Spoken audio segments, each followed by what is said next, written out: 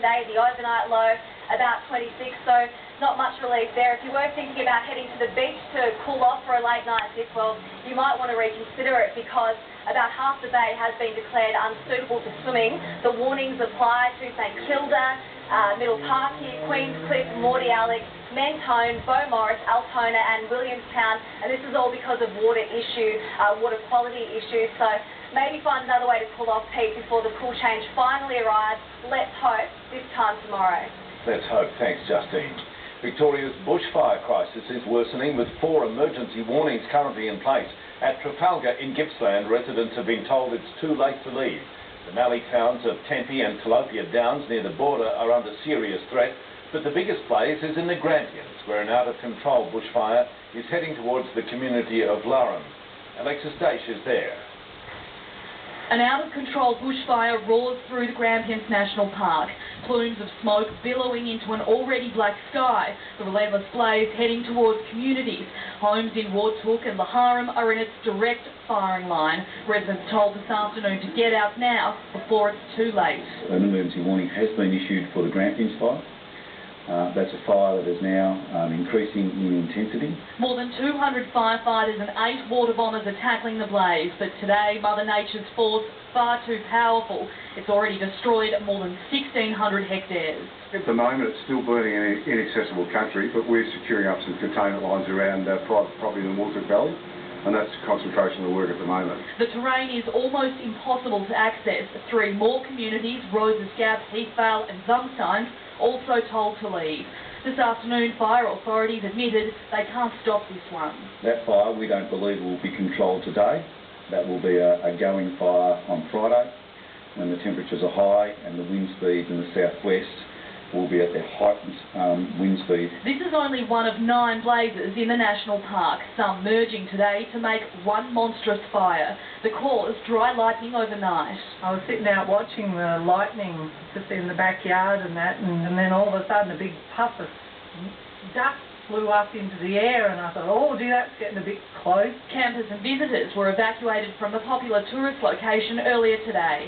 And as this blaze burns through the parkland faster than firefighters can control it, locals face the prospect that their homes are next.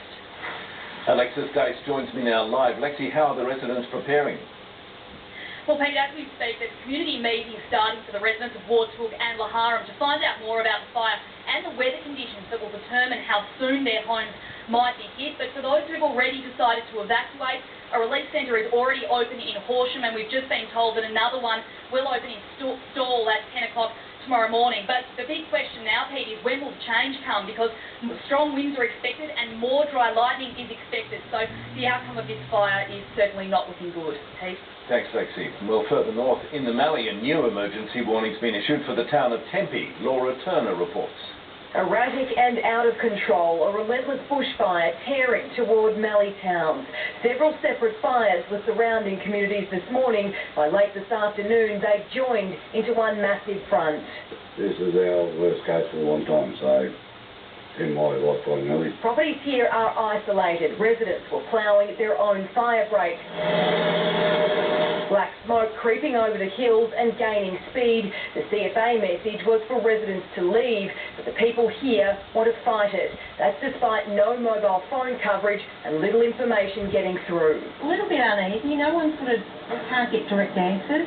One of the most alarming things about this fire is that the direction of the wind is changing every few minutes. Just when you think you're safe, it whips around again. The Weiberfeld National Park fire has now ripped through 10,000 hectares. It's 44 degrees and conditions are worsening. We're hoping to keep it within those boundaries.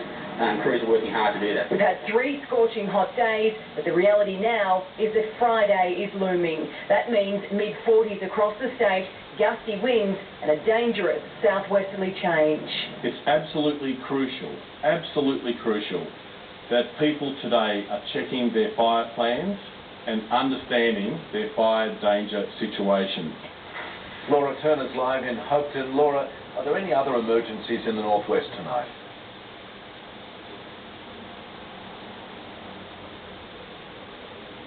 Bergen Peter, well there is an emergency warning for the communities of Tempe and Gypsum that is just north of where I am at the moment. There is a fast-moving bushfire headed towards them right now, and the advice for residents there is to leave immediately. So certainly no rest for firefighters in Western Victoria tonight, Pete.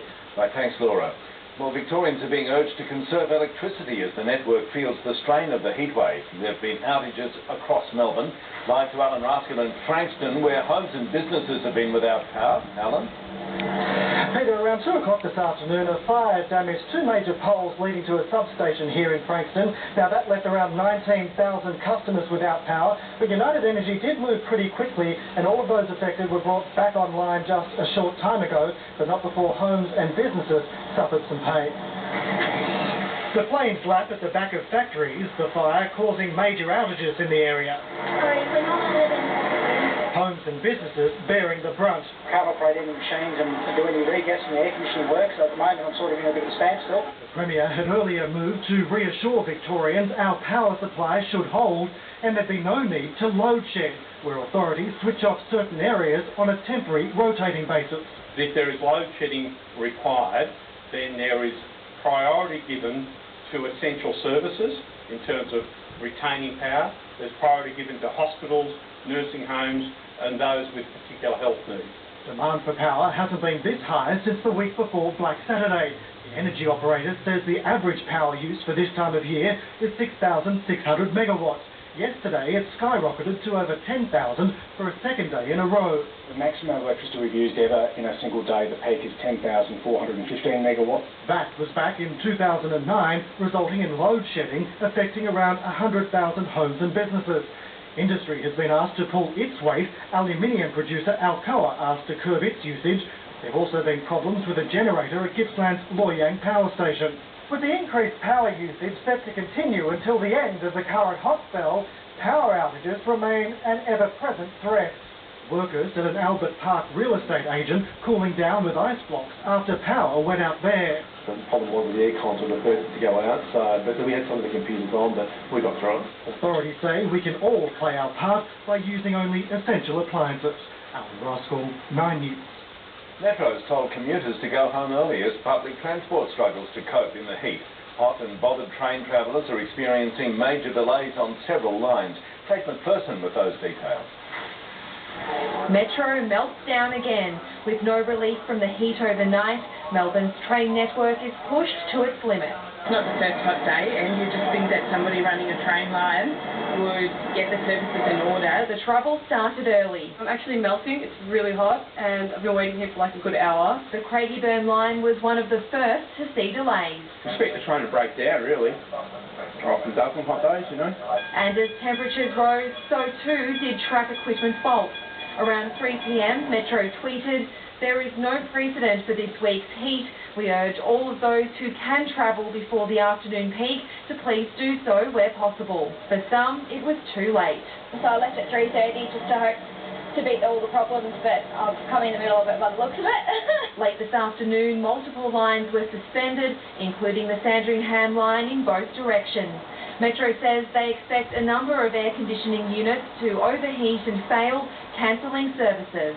A little bit unsatisfactory after all these years, you know, they haven't figured it out how to, you know, get the system to cope with the weather. Trams ran smoothly, but a lack of air conditioning on some made a trip to the tennis very uncomfortable. We come up from the UK, and it's only about 8 degrees up there, so coming into 40 is a bit of a shock. At the moment, I think it's about 21 degrees today in Wellington, so yeah, it's a lot hotter.